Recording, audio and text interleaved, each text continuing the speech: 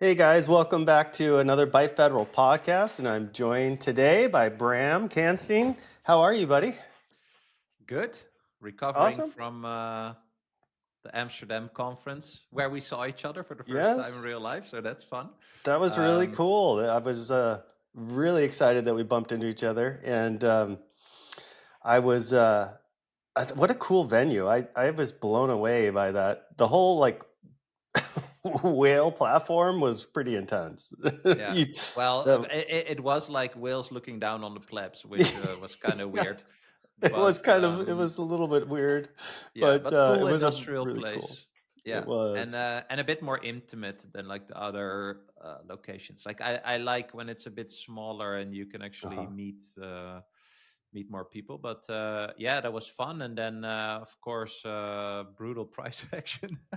Yeah, So well, I mean, that's it's all part of it. we hopefully we'll talk about that a little bit, but one of the I wanted to find out from you because you were running all over the place there. We didn't get to talk that much, Mm. unfortunately, but what was the most standout thing for you at the event? Like what did you see, hear? Who did you talk to that really kind of was Well, something that you thought was I think important?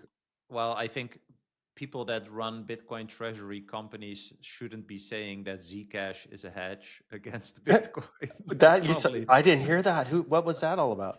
well, that's probably the weirdest thing I heard. But I Wow. think it's kind of tied into this general sentiment, like well, like I told you when we met. I think there was a podcast episode you did with Cedric Youngelman of the Bitcoin Matrix, where I don't know exactly what you said or how you talked about Bitcoin, but I do remember that it just made me realize how big this idea is, right? Like Mm, just changing the global technology for money, like having something that kind of like fights back to this whole fiat money mhm. predatory system that we are forced to operate in, right? And it is just a really big idea. And Right. this is not a short term thing, right? Like, I really feel that I'm going to pay attention to this for the rest of my life, only because I want to see how it plays out, but also because I know that if I keep working for and saving in fiat money, I'm basically going to lose my purchasing power at an ever accelerating rate, and Mhm. I think just realizing that Bitcoin is what some people might call a hedge against that, which I don't agree with, because eventually you will figure out that this is probably an entire replacement of at least the foundation of a financial system, or at least the attempt at replacing the foundation of a financial system. It is just a really big thing, right? This is not a Mhm. trade. This is not an investment. This is not something that's going to make you rich quick. It's an escape from a broken money, and I would say also a broken mind to a degree because of the broken money. So it's a really big thing. And currently, of course, the price goes down. It's a little dip that's less than anything I think we've seen in terms of like bull market dips, or it's like, I don't know, it's in the top five, or like it's number five or whatever. It doesn't really matter. Like, this is part of it. Like, nothing goes up in a straight line. People will try to manipulate it, etc. It's a hard subject to understand. Like, why does Bitcoin exist? How is it different than everything that already exists? How is it different from crypto, and all these things? So it is just hard to keep your conviction. And I think the current sentiment um, is fucking weak. like not enough people understand what this is, and there are a lot of people that hold Bitcoin that don't understand what this is. And I think that kind of creates this sentiment of like, well, look at all these guys on podcasts saying it's going to go up and this and that. Yeah, bro, Mm. it's going to go up, but not in a month. Yeah. Right?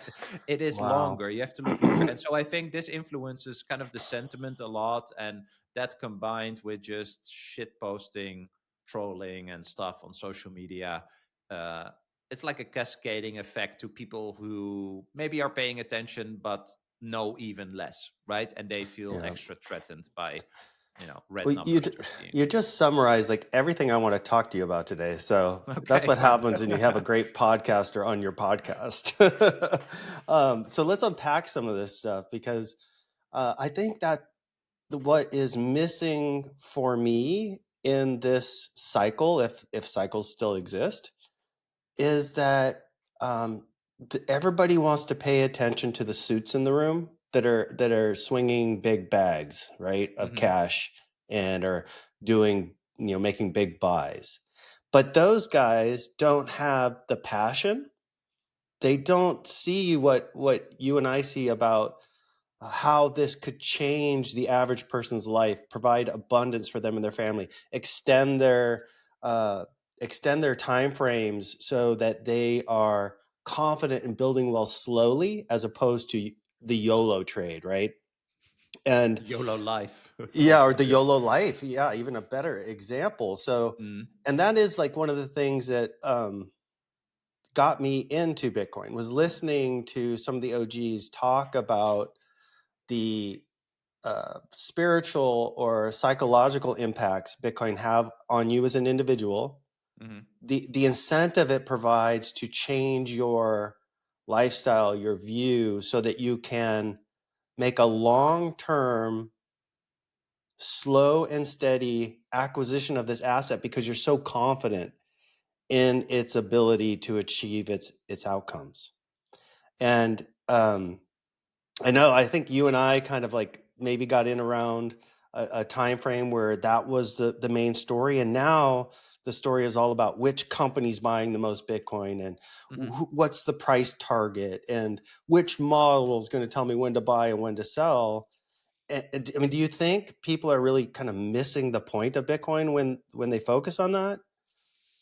Well, I think this is just a way for people to um, find Bitcoin nowadays, right? I mean, Okay, in 2014, we were also posting when moon memes, right? And like sure. Lambo on the moon memes and stuff like that. And so, uh, although there are many deeper layers to Bitcoin, like number go up is still the prime marketing, I would say, and that is a flaw of uh, the fiat money paradigm that we're living in, right? Like you come for the get rich quick or apparent get rich quick, and you stay for the sovereignty and the freedom and all these things. I think that is still true today.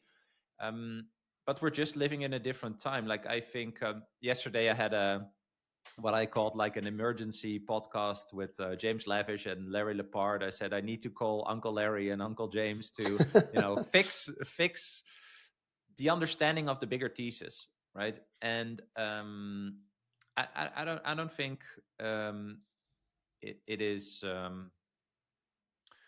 It's logical to think or rational to think that that kind of goes to the background because on the other side or in the parallel side, right, the fiat money debasement is accelerating, right? Like times are becoming more and more insecure. This whole idea Hmm. of fourth turning, etc., it's going to get weirder and weirder and weirder. Like we're actually seeing that, right? And so I Yes. think people are also more and more confused as about what to do. Right. So in Europe, we have Christine Lagarde, who proudly promotes the CBDC model because it's working Mhm. so great in China. And I can imagine that some people are like, oh, yes, please relieve me, big government, relieve me of all these fucking uncertainties I have. And my watermelon is 20 euros. And people are going to go that way. We're going to end up at a point where there are people that choose the slave route and there are people that choose the freedom route. And only when you get to the point where you are so confronted with the problem and the pain that it brings is when people are going to make this choice, right? Like I feel that you and I were lucky that we're wired in a certain way, apparently, that we see this before everyone else. I think Right. is so fun because it sounds so much like a snake oil salesman, right? But anyway, I don't really care.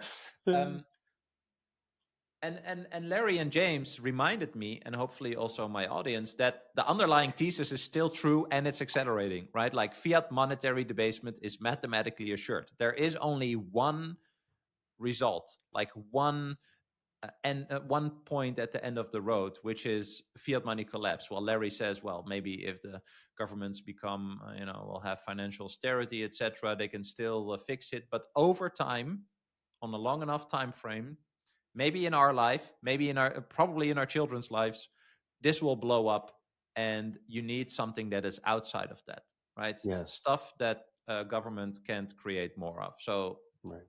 that is gold, that is Bitcoin, land to a certain degree.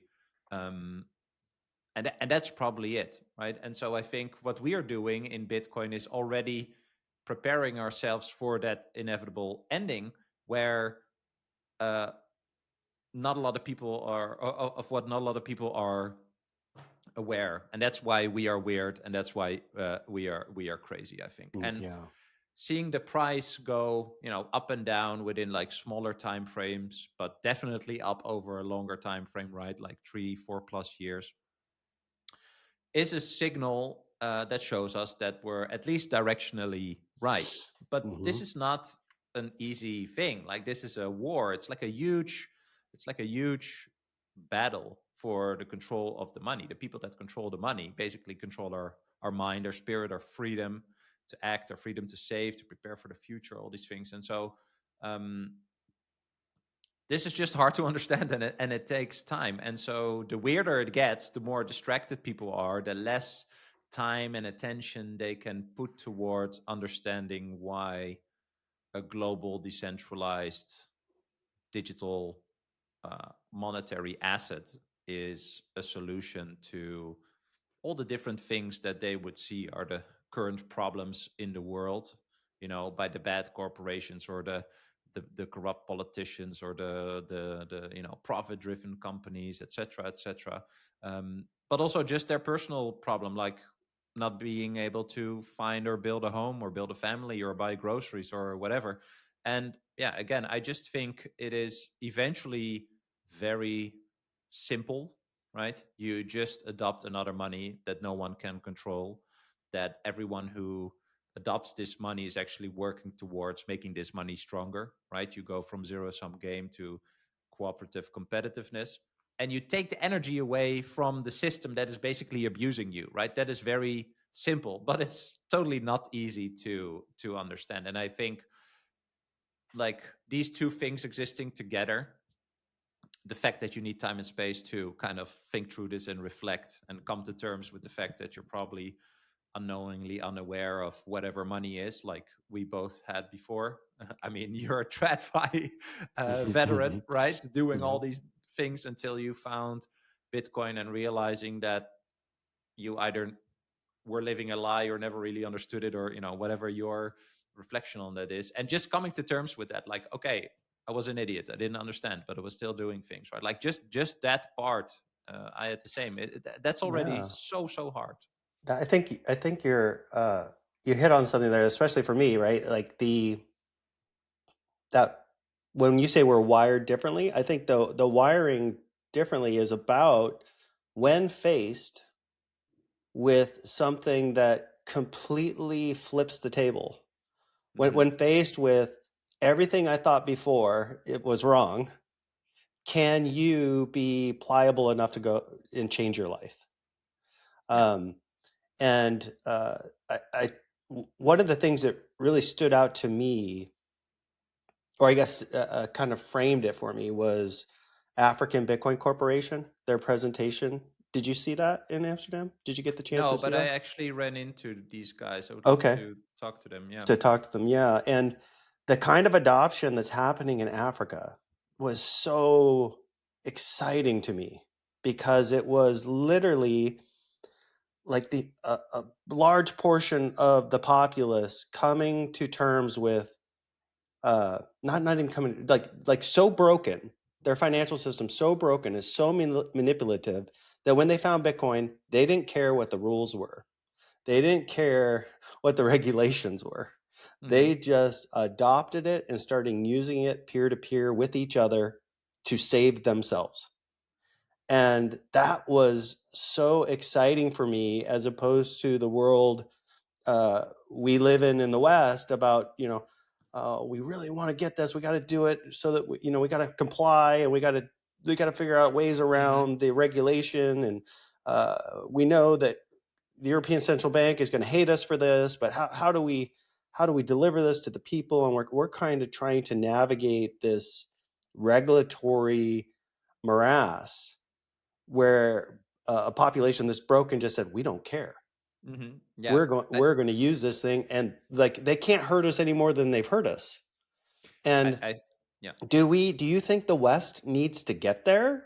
Like, do things That's a good point. need to I get think this. so bad Mm-hmm. that Mm-hmm. we just say we don't care? Like, do you know I what I'm think trying to this is say? super, yeah, yeah. No, I think that's super interesting. I think it's like people act within the paradigm that is presented to them, right? So, I mean, I always think about this when I think about like El Salvador, like people praise Bukele, etc., and there's all these critics and whatever. But I mean, that company was down and out, like at the bottom of the gutter, right? So, I think that why what Bukele is doing is so radical for other people that don't live in a down and out guttered or like country is the fact that they don't live in a down and out guttered country, right? Hmm. So it is very hard to see what is on the other side or could be when you are still living in a paradigm or society or a country, however you want to call it, where it's still okay enough, right? Like I rent a home, I have water, my baby has food, we have shelter, food, water, electricity. Although the euro lost like 60% of its purchasing power over the last 25 years, I'm still good. Okay. And so if you live in Liberia or the Congo or Lebanon or Mauritania, wherever, and you are rich, but all your money is devalued 100% overnight and you're poor, yeah, that will wake you up, right? Like there is no really like time for contemplation and be like, oh, well, what if this or that or blah, blah. Like, no, you have a fucking problem, right? Like Hmm. you have the problem.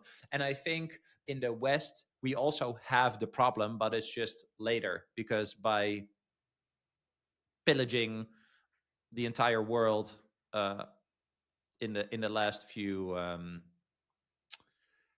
centuries, you know, we have some sort of buffer to kind of extend the life of the fiat money, even use the fiat money to do like economic colonialism and stuff like that. I'm not saying that to gloat, but that's just like we Right. are lucky that we are born here. Like it's so random, right? But I think what people need to understand is that the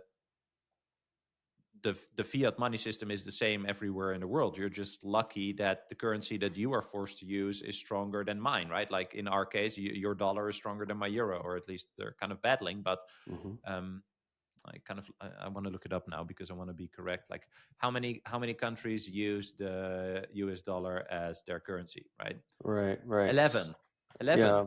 And even if they 11. don't use it as their currency, they're pegging it, or they're trading it against the US dollar in order to Like achieve it some is sort their of national financial goals. currency. It is their Yeah. national currency, Right. right?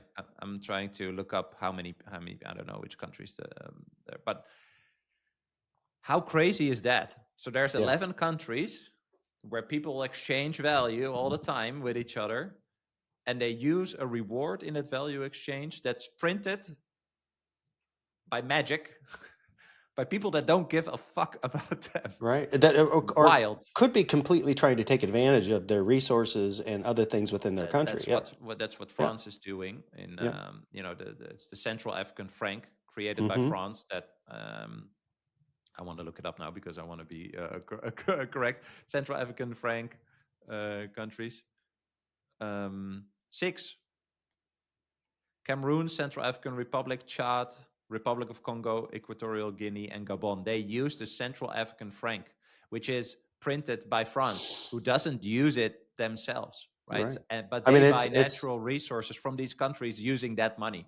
it's literally the story in um, the Bitcoin Standard that Safety wrote about, where they showed up with beads because they could make beads, and they just completely Yeah. devalued the bead as currency in Africa, and then just took it over. It's the same idea, just hidden behind Bank of International Settlements and central banks around the world Mhm. and these authority figures, right? Yeah. Yeah, Um, and but I at the think same, getting here, sorry, oh, to it's okay. add Go ahead. to getting here in a Western country is hard because it just works. It Hmm. just works. When Yeah. you were a kid, you got some coins and a bill, and you went to a store and you gave that, and you got a bread or lollipop or whatever, and that was your introduction with money. Like, Yeah. oh, apparently this is money, and then basically you never questioned it again. One of the things that, okay, so this was my first time to Northern Europe. I've been to Italy, Austria, but I'd never been into Northern Europe. And one of the things that stood out to me compared to the West is how just nice everybody is.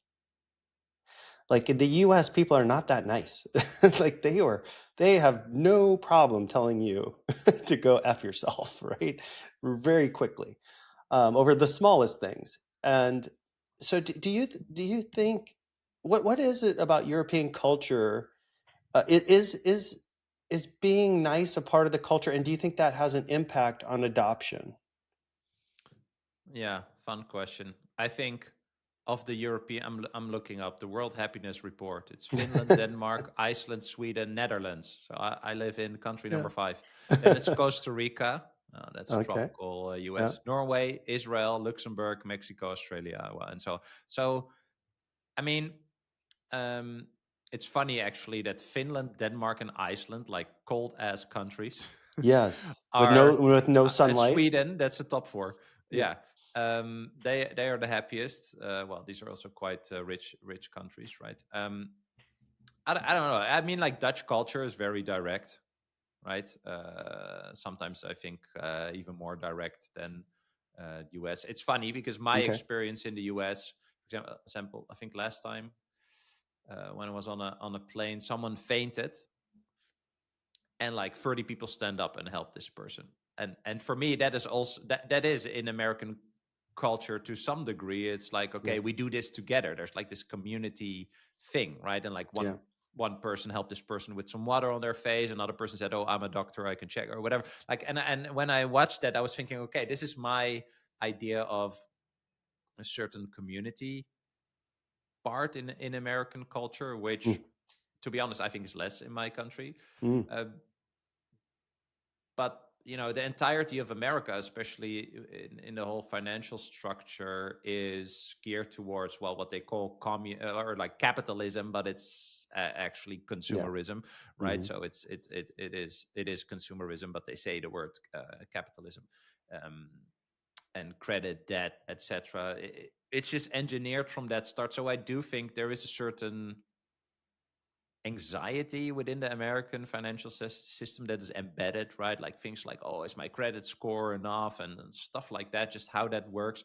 And I think in Europe that's a bit different. So for me, that would be kind of like the core difference. Yeah, are people happier? Or, well, apparently they're happier. But I don't think that actually helps with adoption, right? Uh-huh. Because if you're Yeah. if you're happy and you have shelter and water and food and power, then yeah, if someone comes along on a random podcast and says your money is fucked and you need to get other money, that's not really a good pitch, right? Because these people are happy. They don't see they have a problem. And so again, I think that's why it's hard to see, because when I talk to Larry and James, it's like you need to understand the underlying structural foundation and workings of fiat money. It can only exist if more debt is created. That means all the existing money units are constantly devalued, which incentivizes you, which is a good thing. Some economists say to spend, but that actually creates all the problems that people see, I think, in many societies today. So poor quality of products, poor like cultural societal habits and stuff like that. There's just a breakdown of quality if whatever you measure the quality in is breaking down Hmm. in value itself, right? And so that, I think, is very logical and rational. Like, you can understand that, but then applying that within your own context, I think, is what people find the hardest. Because if my context is, I have shelter, food, power, Right. water, then well, it's still working for me, Yeah, yeah, yeah. right? So there Right. isn't really Maybe this it's urge. the consumerism in the US of the, the keeping up with the Joneses that keep us sort of like looking at least for the next number go up thing, right? Which would lead you to adopt Bitcoin quicker. But I wanted to ask you this because this happened when we were in Amsterdam. The Czech National Bank, right? They bought $1 million, a small transaction for them, but I believe this is the first central bank to publicly buy Bitcoin. Hmm. Um, I know that the ECB was not for this, and I know they had much bigger goals. I think they wanted to buy like 5% of their national reserves. They wanted to put in Bitcoin, and maybe they're still heading in that direction. I'm not totally sure. Um, and they actually isolated this holding into a separate. They don't have it in their international reserves, so they're kind of categorized as a test transaction. Hmm. Do you have any like thoughts on this or how Yeah, this affects the EU at all? I thought that was really smart, actually. Right. So this guy who, like the governor director of the bank, I'm looking up his name. Uh, I'm looking at a Reuters article. Um, I don't know his name, but like it's the director of the central bank, right? Oh, Governor Alice Michael. Mm-hmm. He floated the idea of looking at Bitcoin in January and said new ways of making payments and investments were emerging, and he wanted to be ready, right? And it was interesting because after that, Lagarde, um, president of the ECB, said they wouldn't approve, right? Like she believed Bitcoin would never become a reserve asset for EU members, and there are of course some. Like policy agreements and stuff like that with between the European Central Bank and like the national central bank. So I think it was actually very smart that he buys the Bitcoin outside of their official reserves. I'm just reading because this is compliant with Czech and European legislation, right? So he Mm-hmm. found this loophole to do it. And I don't think the 1 million really matters. I think it's Mm-hmm. more about that he did it. Yeah. And yeah, I think it's just very interesting. I think when I heard this guy talk about Bitcoin, like he gets it, right? He really gets it. And that's also something that's interesting. I had a podcast with Dennis Diukarev, who's a Swedish parliament member of like I think it's the second largest party, and he proposed for Sweden to start a Bitcoin reserve, and like he's trying to get our support for that, and so he's talking to the Swedish central bank, etc. And he had a presentation there at the Swedish central bank, and he was explaining like, oh, there's countries like Bhutan, etc. Now Luxembourg who are buying Bitcoin, and he was explaining that, and there were people that replied like, oh, there are other countries that are buying Bitcoin. We've never heard of that. And he was like, Wow. what? How is that? How is that possible, right? And this is something that I think about a lot. Like, how can I, as a random pleb, have figured this out, right? Right. And the people whose job it is to actually understand why they should have gold, what is the meaning of having gold, right? Like and what is this Bitcoin thing, how do the characteristics compare, how should I view, people talk about Bitcoin being digital gold. Is that exactly what it is, or is that just an illustration? Is it more, right? Like in my mind, people like this should constantly be figuring out, right? They are fund managers, they're basically, right, or they're creating certain type of security for their country, for the long-term prosperity of their country, right? This is the only thing you need to think about every day, in my opinion, right? Well, the European Central Bank is thinking about how they are going to help with climate change, which is random, totally outside of their mandate, right? Like this is what they like the videos they put out. And I had this conversation with Dennis, and he was like the same, right? I'm just so amazed and also a bit scared by the fact that these people seemingly don't really know what they're doing, right? Like, why is everyone buying gold? Well, yeah, because everyone is buying gold or something, right? In the Netherlands, they moved all the gold that is in the Netherlands, by the way. I think maybe half or a large percentage is actually in New York, Mm. which also begs the question, like, do you really own it? But that's another Yeah. discussion, right? So the gold that It's was like they in haven't read Amsterdam, history, you know? yeah, it's like but it's just a little sidestep. This is also why I think it's hard. You need to think through Bitcoin also conceptually, right? Like, just like you said, like, if America says, all this gold is ours, and the Netherlands is like, well, but we have a 250-year relationship, whatever, and America just says, yeah, I don't really care, then what? Yeah. Like, what are you going to do, right? And the fact that that option exists, that possibility is there, right, for that scenario, tells you something about gold and how you should store it and how you should audit it and stuff like that, right? And again, this is also something that I don't understand. Like, you store your gold, which cannot really, yeah, maybe in a nuclear attack it will melt or whatever, but if it's deep underground, like, it cannot perish and whatnot. So why is it even in New York? Yeah. Do these people even understand why it's in New York? I don't know. But in the Netherlands, we moved all the gold that was stored in Amsterdam to, like, this old uh, air base of the army, and they built, like, this new vault and this new location or whatever. This was like 4 years ago or something. And of course, the people involved having interviews on the national news and being like, "Yeah, we have a storage of gold here because, well, if everything if everything goes wrong with our financial system, we at least have something to restart again, right? Like, this is why central banks have gold." I think this is the general story. But then Hmm. in my mind, it goes like, okay, so if you already have a fallback, which costs a lot of money to actually acquire, maintain, and secure all these things. Like, what is the probability of you needing this fallback, right? Like, if you understood if the current system would work or not, like, you would act based on that understanding. Does this make sense? Like, Yeah. if they already are hedging actively, right? Right. Now China is buying more gold, and all these things.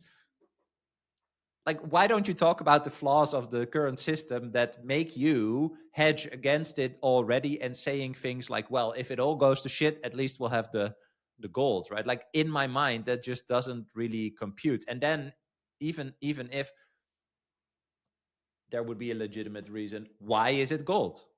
Do you Hmm. understand why it's gold? Like, I don't know. I think this is just interesting to think about, because then if they start argumenting around gold, well, it's because everyone has it. Well, that's a dumb argument. that would be a dumb argument, in my opinion. Okay, so the characteristics of gold are 1, 2, 3, 4, 5, 6. Okay, if anything better comes along, objectively superior to this, should you make the decision to actually get that, because Yeah. that would be a better hedge against the total, destruction, implosion of the current financial system, right? So it's just very unclear to me why these decisions are made, and whether or not the people that are making the decisions are actually aware of what it Yeah. entails, like I what don't it think means.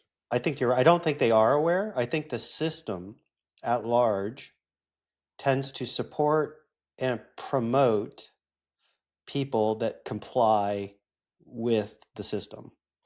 And there, so we see this all the time with, like, these US economists that have this long standing track record of working within the system, and the way they talk about Bitcoin, the way they talk about gold, is just supporting the system. It's not, they would never say something like what the prime minister, I forget his title in Sweden, said.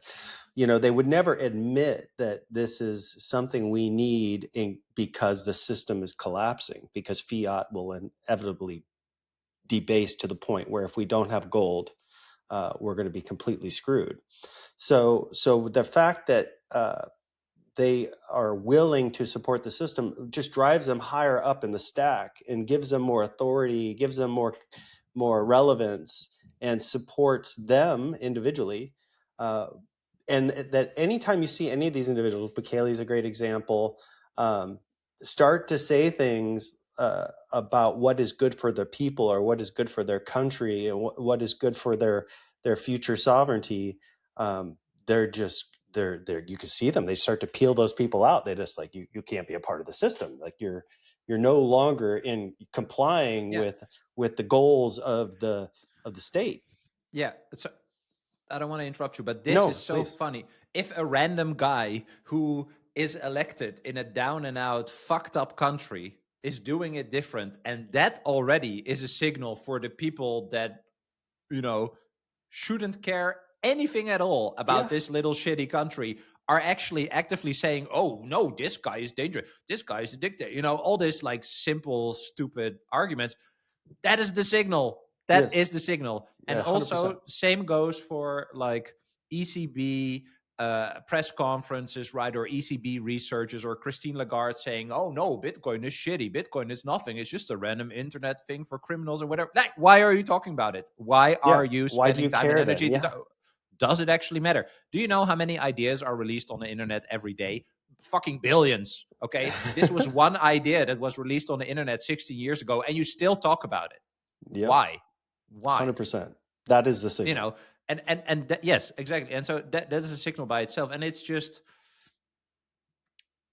to go back to, why is this hard to understand, is because you as the individual in this paradigm, especially in a country where stuff works, you're looking up to the people that are arranging that for you, or rather who you've outsourced the arranging to, so you don't really have to think about it, right? So if they say, oh, Bitcoin bad, Bitcoin criminal, whatever, you're like, oh yeah, that is true because my security, this and that, right? But there's just very clear like layer. It's not even that deep where you can kind of see that they just have no fucking clue, right? This viral clip of this guy from a central bank, or the guy who was like the economic advisor to Biden, that they Yes. Yeah. asked Yeah. like, how is money He didn't created? even And then know. he Yep. starts talking, and then he's like, I don't even know. Dude, what? Actually yesterday, Lawrence mentioned Stephanie Kelton. Do you know who that is? Yes. Yes. So she's like this economist and whatever, and she's a proponent of MMT, right? Like, Mm-hmm. I learned about this maybe, I don't know, 3 years ago, that there are people that support this thing called MMT, modern Mm-hmm. monetary theory, Theory. Yep. right? And this is kind of attached to something that Bukele said, but there's this general meme, right? Like, why do you pay taxes to your government when the government can just create money out of nothing, right? Fascinating question. Yep. Fascinating question. And just, there's only one answer, right? Because you don't think about it and you're being coerced and everything. Oh, Like, or that's the answer. you'll go to jail, or Yeah. you'll Like, lose all your yeah. whatever And you've so worked for. Yep. I just looked up the Wikipedia page. Whether or not that's factual, that's also a different discussion, right? But it says modern monetary theory frames government spending and taxation differently to most orthodox frameworks. MMT states that the government is the monopoly issuer of its currency and therefore must spend currency into existence before any tax revenue can be collected. The government spends currency into existence, and taxpayers use that currency to pay their obligations to the state. This means that taxes cannot fund public spending in a nominal monetary flow sense, as the government cannot collect money back in taxes until after it has been issued into the economy. In this kind of monetary system, the government is never constrained in its ability to pay. Rather, the limits are the real resources available for purchase in the state's currency. MMT argues that the primary risk once the economy reaches full employment is demand pull inflation, which acts as the only constraint on spending. MMT also argues that inflation pressures can be mitigated by increasing taxes on everyone to reduce the spending capacity of the private sector, releasing real resources such that the state can employ them at a current price in non-inflationary way. You know what's so fucking wild about this? Like, it is a fancy text, but it just glosses over everything, right? So, okay, so the government, my point here is that at the beginning of this article, it says, there are known economists like Stephanie Kelton, Warren Mosler, Bill Mitchell, whatever, right? Like there are PhD educated economist people that support this. And when I read this, it's like, okay, so there's an infinite amount of money units that the government can create. They're just going to put that into the economy. So there's always money for people to work for. And then when they receive that money, they give parts of these units back to the government that created them before for I don't know what the purpose is, because they can just create the money, right? The unit. So it's basically for control or creating a certain structure. So the people like act in a certain way. But in my mind, these two things together actually do not incentivize people to create value, right? If the reward you are receiving today is at least conceptually possibly being debased forever, infinitely, why would you keep on delivering value? Then next to that, even if you deliver value, you get a reward, then you pay, you are forced by force, right? If you don't buy it, eventually there's a man with a gun at the door, or there's jail, whatever. You are forced to give units back to the institution that created them in the first place, right? And so I don't know, like this is a fantasy world. It's so weird. And Well, then when you it's see her not. talk, she's like, there is no deficit. A deficit doesn't exist. So Yeah. they only think about like nominal terms. It's like I have 100,000 in debt. Oh well, I print 100,000. Now the debt is gone, right? Like it is almost childish, right? There's no philosophical exploration of what the money, the reward in a value exchange, what that actually should represent, right? They're just moving numbers. They're just talking about it in a This is one-dimensional what way. I was trying to describe when I said like the economists that are part of the system, because these there are very, very smart people in government that understand the position we are in with the rate of change in the growth of debt, right? When people say stuff like, "Oh, there's always been a lot of debt. It's just not a big deal." What they're missing is it's the rate of change of debt relative to the much slower rate of change in economic growth.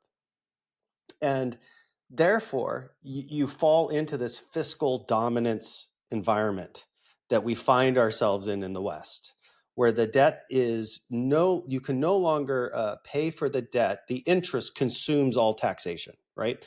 So look what comes along. What comes along are well-renowned economists that explain a new system, that, oh, the way we thought about things in the past was actually incorrect.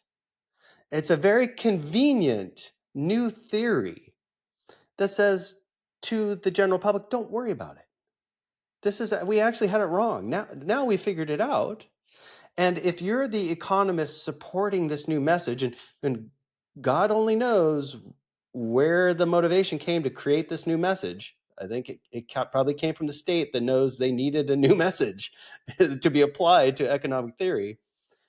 Then now you can justify everything you're doing, right? Printing money to acquire Argentina's resources, printing money to make the world safe from COVID, printing money to rebuild the energy sector so that we can dominate AI, right? What we're seeing here is we need an excuse that gives us cover to create unlimited amounts of money to acquire the resources to keep the state in power.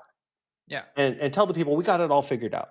Yeah. So these are economists that should know better, probably do know better, but they will play with what they will create theories that the system requires because it elevates them individually.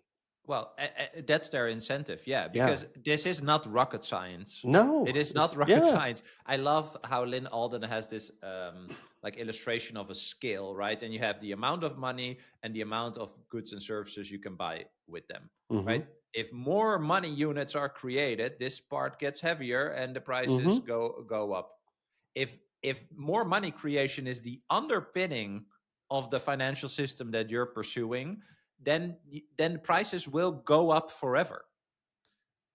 That is Yep. just it. And like you said, if you are forced to find narratives and find excuses to create these triggers or moments in time where you're going to print like crazy, again, I think this is how it works in my mind. That is a signal. Like, they cannot be transparent by definition. They have to 100%. create a sauce, a narrative around it, right? 100%. And yeah, again, that is the signal. And what I love about Bitcoin is that it's totally opposite of that. Mm-hmm. Bitcoin is forced transparency. If you say I have one Bitcoin and you say show me, and I say show me, and you say no, I say fuck you, I don't trust you. Yeah. Right? Like, it is forced transparency. It's yeah, I always say, like, walk your talk. Right? Like, fiat is just talk. And talk is cheap, especially if you can create the money just Yep. by by doing nothing, right? By printing a button. Also fascinating, right? Elon Musk shared that he found like 7 computers where money is created. Yes. Yeah. Yep. Anyway, so Off balance sheet, essentially. yeah, so the point here is that, if the bigger topic we're talking about is how to view and understand Bitcoin, it's just, you don't need a lot of information. You just need to understand that there are certain things that are shown to you straight to your face that show you the fiat money system is fundamentally flawed. It's fundamentally flawed, and it can only survive when more money is created, right? Right. And I also, Yeah. yeah, maybe one more thing. When Jeff Booth talks about, technological advancement is innovation is inherently deflationary. That is just factually true. Like, over time, stuff became more cheap. Well, this is a fucking expensive phone nowadays, right? But there's more computing power, maybe 100,000 more times more computing power Yeah. in this thing than like the first computer that like the container that went on a plane. That picture, Yeah. like, of this first computer. And then when you hear economists talk like, no, deflation is bad, but they never finish the sentence, right? It's deflation is bad in a debt-based monetary system. They never finish the Yes. sentence, because if they would finish the sentence, they would give you a new clue showing you that this is a financial system of perpetual debt. And if that is the fundamental characteristic of this money system, Yeah. and you are not playing that game, people are playing the game with you. Yeah. And even when you are playing the game, like in America, right? Like, you can only get a credit score if you go into debt. Like, dude, for a European mind, that is not incomprehensible. It's so Mm-hmm. stupid. It makes no sense. But people still do it because that Yeah. is the game. That is the game. But it's a game that other people propose to you and push you towards, with the That's whole right. narratives around it. And with Bitcoin, again, totally opposite. It's not, don't trust me, don't trust Paul, fucking figure it out for yourself. You can make a voluntary decision whether or not you want to join the fiat, or like the Bitcoin money system, and you can do that totally by yourself. You can verify everything by yourself, and that's the entire point. Because then, when you do adopt it, you are actually incentivized to um, contribute to it and to follow the rules. Right? In Bitcoin is rules versus the rulers of the fiat money system, and again, that's just totally opposite of each other. Yeah. And 100%. again, I think once you see that, you have to think about what you think of it. Am I okay that other people know smarter than me, know better than me, are actually influencing the value of the money I'm forced to use to receive in a value exchange in my country? Yes or no? And if you're okay with that, that's fine. But then you also need to be okay with the assured result of infinite Sure. dilution and debasement of your purchasing power. And yeah, I think people adopt this system, or get incentivized to take on a lot of debt. And there's tax incentives to do that. There are all sorts of reasons in the United States to take on debt that will benefit you in the current system. But I think what they don't tell you, and you will only learn this by looking at and studying financial history, is that that amount of leverage is what the state will use against you. to consolidate power and control. Look at 2008, the Great Depression. It was all the public debt getting pinned against a central bank allowing deflation, which then bankrupted so many people that they beg for a solution.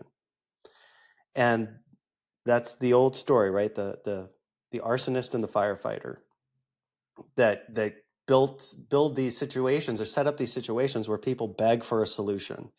And that's it's an easy trap to fall into because there's so many incentives to just take on enormous amounts of debt, especially here in the United States. And so I wonder, and I would actually love to talk to Larry about this because I understand the big print concept. I wonder how, do we get to a point in the future where we get this big print, all assets up, Bitcoin, gold, everything's up. People are leveraged to the hilt. They're buying real estate. They're getting mortgages. It's just the race, right? Very similar to what we saw running into 1929, which is just expansive leverage in the system and all asset prices. Everybody FOMOs in. After the big print, once the public is laden with debt, do central banks, in order to control the system, consolidate the system, do they withdraw the capital? Do they withdraw the money? Do they get all of a sudden fiscally conservative and crush the public? Right. And so I think about this is like, I think people need to think further ahead. I think the big print is inevitable. I think that'll come, but you have to also be thinking, why would they want to do that? Well, And then how will either they way, use that against you, right? And maybe yeah. that's just my doomer outlook, but Well, either way, as a general pleb, you're fucked. yeah. Right. So I think what Larry said yesterday, he thinks there's basically two prints. Like the big print comes, like the bigger print comes after the big print. It's also maybe one step back. I want to check with you, but in my mind, it's like, why are people leveraged? Is because they understand that over time, if the money is being debased and loses its value, you only have to pay it back nominally, right? So if that's this whole idea of this 50-year mortgage, right? Yep. It's hard to calculate, but conceptually, it's not really a bad idea. But eventually, you will probably pay So it's too much over time. It's playing Monopoly, and then all of a sudden the rules of the game change. Yeah. So and that is the problem, right? And this is the beauty of Bitcoin, because Bitcoin has a fixed set of rules. The protocol will not change, and therefore you can do long-term planning on how to attain wealth. Whereas if you're playing in their financial system, the rules are saying leverage, because debt will be devalued. The printing of fiat will always devalue debt, and assets will go up, and you'll get rich. You need to. But if every 100 years they change the rules of the game, and you're not the bank, you're not sitting there going, "Oh, the rules are changed." Hey guys, we're changing the rules now. We're gonna go this direction, but don't tell all the other players on the board, right? If they change the rules like they've done in the past, and they've done this in lots of other, this has happened in the United States a couple times. It's happened in other empires. When those rules get changed, that's when everybody gets wrecked. And to me, that's on purpose. It's even today. I'm looking up. Do you know the here? Do you know the Austrian 100-year bond? No. Okay, so there's an Austrian 100-year bond. I'm trying to look it up, like where it started and where it's going. But this is a 100-year bond that. Oh, I don't know what's happening with my Riverside. I'm back, I think. Yeah, you're back.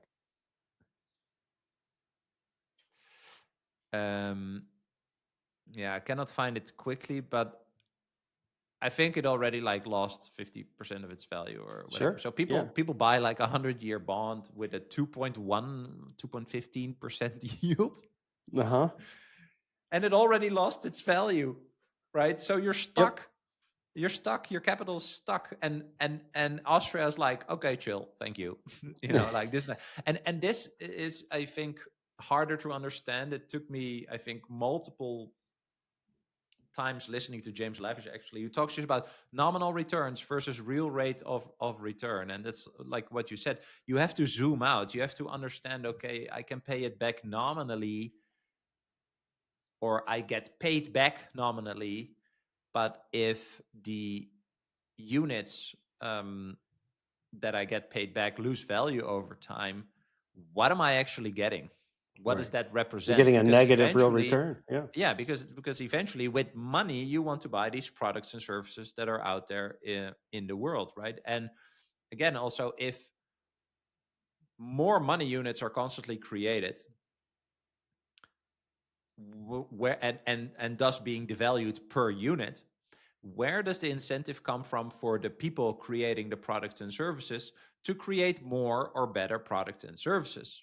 Does that make sense? Like, Mm-hmm. there is no incentive, or at least the incentive goes lower and lower to actually innovate and make things better, etc. Because why would I invest X amount of dollar units for research and development of, whatever product or innovation or whatever I want to achieve, if over time that money loses value anyway? I cannot even plan for the future, right? Like, Right. I cannot even plan for a 10-year project. Impossible.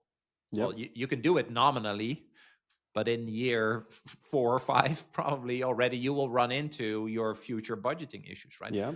And it's just stuff like that I feel so staggering. It's so blatantly in your face. And then when you just use your eyes and look at historical old buildings, and then figure out, like, okay, I have this example I use a lot. Like, a few months ago, I was in Antwerp, standing in front of, like, I think their first central bank or something, and that building was from 1572 or 76. And I was just thinking, like, what has been built in my lifetime, my 30 plus years, that is going to live on for 500 plus years? Yeah. Right. Are people even incentivized to start building on something that maybe takes 30 years to finish or whatever? Like, does that even exist anymore? Mm-hmm. Because there are people that worked on this building 500 years That's right. ago that probably didn't even see it finished within their lifetime. That's right. 100%. And that's what people miss about hard money. Hard money projects wealth into the future, right? Yeah. And so that you can say, I can spend today because it's going to build it's going to build something of value that will persist for a long period of time. The money that generates, that business, that the money that it generates, if it's generating value in hard money, that money will be providing you better purchasing power in the future. So in that real simple economic model of working with a hard money, the money that you're earning today purchases you more in the future, right? Jeff Yeah. Booth talks about this in a way with deflation as being a benefit to humanity, because things should theoretically get cheaper. They could be getting cheaper because your productivity is increasing. They can also be getting cheaper because your money is increasing in purchasing power. That creates a tremendous amount of abundance for people. And every time over the last, say, I don't know, 50 years or so, every time we have these kind of advancements that should create prosperity for individuals, you should be able to get more compute on your phone. You're getting maps for free. You're getting unlimited pictures and storage for Hmm. life, right? Like, it just unbelievable. You should get more and more fuel efficient cars, but inflation just pulls that away. Yeah. The increasing of the debt, the printing of the money just pulls that away. So every time we as humans go out and create value, all the central banks have to do is print the money to pull that away from us. Yes. And so that's why I think we and especially millennials, right? Because millennials are faced with this, and like literally just their generation was just smacked in the face with this. That no matter how hard I work, right? Millennials, probably the most college educated, smartest generation. the most productive generation in regards to the use of technology. Um, like they have all the tools, and the government constantly extracts value away from them, so that they're stuck on the hamster wheel. Mm-hmm. So do you? I guess that leads me to kind of an ending kind of thought. Maybe we can discuss here, because I know you've got about 10 more minutes. Do you, like, how are you communicating that to millennials today, and what is the reception? Do you feel like you're making progress with that generation, Mm. or is the generation itself splitting into haves and have-nots? Like, Yeah. how do you see that playing Yeah. out? Maybe before I answer that, because you made me think of something. It's Mm-hmm. this hard money, right? So if we use hard money as rewards in the value exchanges for the products and services people create, and like you said, this reward actually increases in purchasing power over time. I am motivated today to make, and if everyone knows that, right, that this money is increasing in purchasing power over time, I am by definition incentivized to today create the best value possible, so I can persuade someone, not by talking, but by creating value, to part ways with their hard money, right? The benefit for them of having my product or service today outweighs them keeping this money that accrues in purchasing power, right? So me, as the creator of the products and services, I am forced to understand what people need. I am forced to create the highest quality product or service that I could create. And I'm also forced to innovate in order to create this thing. Does that make sense? Yeah, Especially with 100%. AI, right? Like AI coming in, productivity is democratized all over the world instantly, right? So people, so it's democratized. So if I'm incentivized, if the people that are the entrepreneurs, if the people that are creating the products and services are incentivized today to create the highest value possible today to receive a reward that accrues in purchasing power over time, that creates this kind of like positive feedback loop where innovation will actually be judged, I want to say, more fair or more harsh, right? Like true capitalism, in my opinion, is like, okay, we both try to make the same product. Mine sucks, yours better. Okay, we go with Paul's. That's just how it goes. But that's fine for me as the guy who fails, because if my capital is in money that accrues in purchasing power over time, I actually have time and space to fail. Mm-hmm. So I also have time and space to Good try a lot point. of stuff, Good right? And point. so Yeah. I think that collectively raises the general motivation of innovating, and I think that is what accelerates us eventually to this point of abundance, as Jeff Booth talks about, because at some point we're at the end of all invention. Right, the Mm-hmm. robots are doing everything for us. We can enjoy the sun and life and this miracle, the temporary dream, all these things we can get there. But, and again, this is from Lynn Alden, right? If the force of progressing technology is deflationary, right, it becomes more accessible, becomes cheaper to create, etc., and eventually abundant and free. If you price that in a money that is inflationary, right, of which you constantly need more of to buy the same things, that is the battle that is going on, right? And one of the insights that I had is like looking at these future predictions from people that lived in like 1910. That's where like we're going to have flying cars in the 2000s came from. So within their paradigm, within that hard money standard that they lived in, that was their idea of the future. This is where we could go as humans, right? If they were asked like 100 years in the future, what does it look like? Flying cars. They said, for flying cars, dude. And we're not there. We're not there. Okay. And my simple example of that is, okay, if you, and this is what I say to people, so to connect to your question, right? Like, I think pitching Bitcoin, bad idea, right?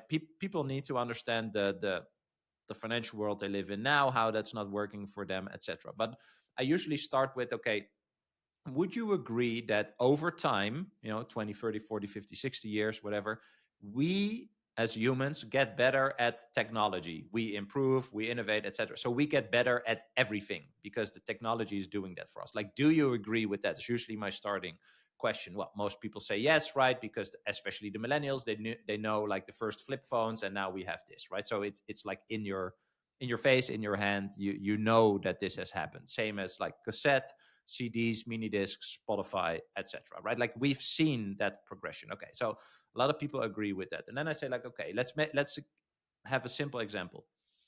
Do you think that in the past 50 or maybe even 100 years, we became better at making bread?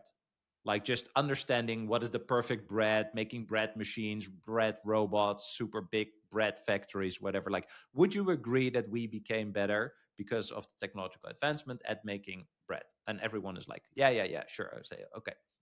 Why is it then a joke?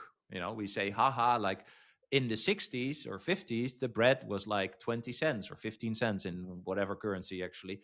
But today it's 3, 4, 5 full units, right? Like $3, 4, 5 or euros for a bread. Why do you need more units of the same currency for a product that you agreed with is probably made in a more efficient way due to technological advancement, right? Shouldn't it be cheaper? Why is bread not free, right? It's then what I say. Mm-hmm. And that's when kind of like the gears are going, right? And then I add, okay, do you think that a bread in like 1910 or 1960 was nutritionally better than the bread today? Everyone agrees with that, right? That the bread sucks today, Yeah. and that like the artisan bread, right? Like in America, you have $30 breads, right? Yeah, Or exactly. whatever. Yep. So that exists.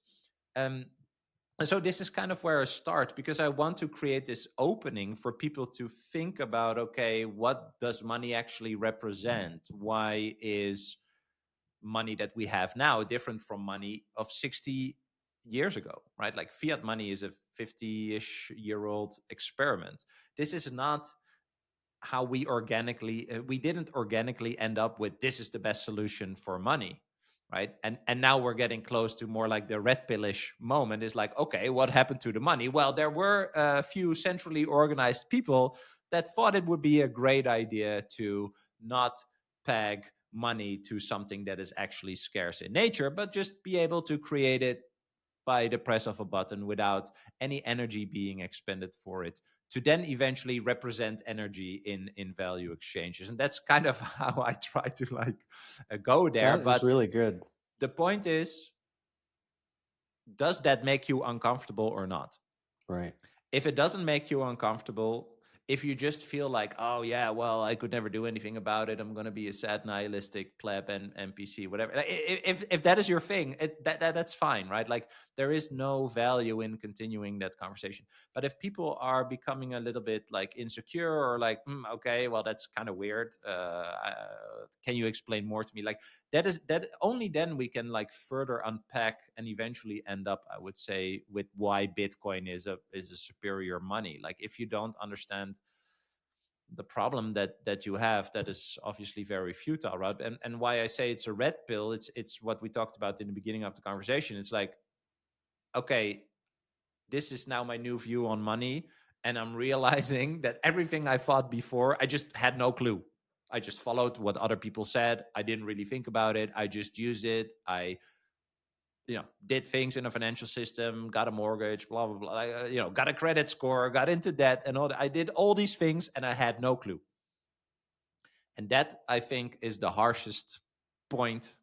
The first harsh point that people need to get over is like, okay, that's not nice to realize. It's pretty fucked up. I'm an idiot. This is how I felt, by the way. Okay, what am I going to do about it? Like, can I actually do anything about it, right? And I think from there, this research that you have to do kind of progresses. And so, am I making a dent? I don't know. I think so, a little bit at least. I'm trying. But I think with millennials, so on one side, it is very clear for them, with regards to technological advancements, the internet, physical, digital assets, things, etc. It should be very clear. On the other side, especially in a Western country, money just worked. Like I never had to think about it. Like, are you going to tell me that I have no clue about money and I have no clue what the F I'm doing? Yeah, but it's not weird or stupid that people don't see it, because it's always worked for them.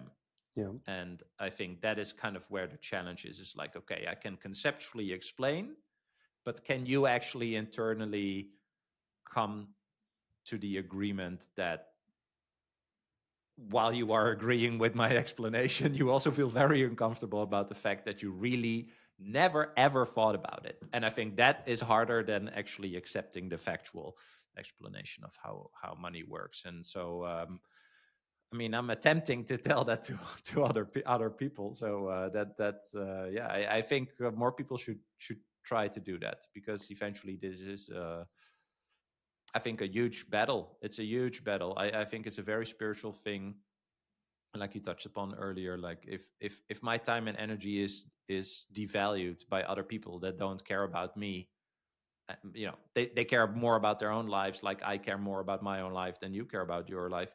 Why do I let other people do that? What does that mean for my spirit and for my view towards the future and anxiety towards the future, all these things? And so I do think it's also a very spiritual thing. Yeah. Bram, that was very well said, and I think I'm going to use that as a tool. I love that explanation.